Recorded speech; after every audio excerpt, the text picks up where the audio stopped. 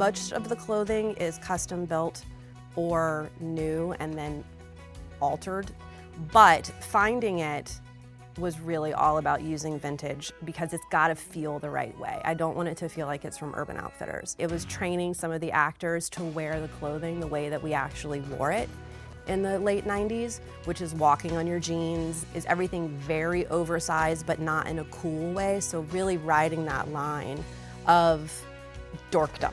Sarah actually works very hard. Funny enough, if you ask her, she would say that there was a very narrow color palette, although it wouldn't look like it at all when you look at the show. So because they have done so much homework in their color choices, my job become both honoring their color choices and then also bring vibrancy of them so that they all feel like that they're all one cohesive working together space. This show is so skillfully designed that you really do feel like you've stepped back in time. I just worked with each character to find these little pieces, like the little twisty clips and little friendship necklaces. That idea of like hyper vibrancy, of hyper energy in the room, definitely is part of the starting point. There's a scene in it that they're ice skating, and I deliberately choose an instrumentation called gobo rotator.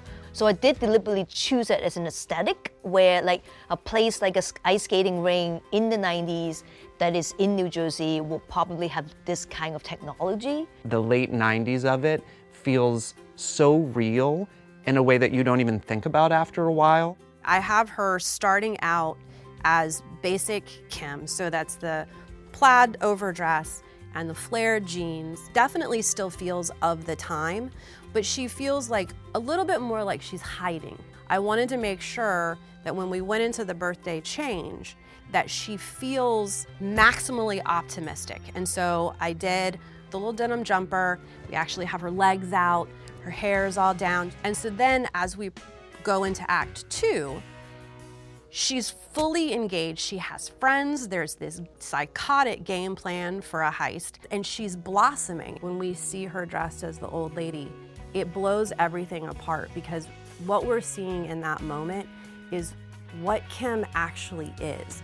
The long hair and all of the fun clothes and everything that she wears, that's actually the costume, that's actually the disguise. So it's that moment where we get to see what she's been trying to cover up.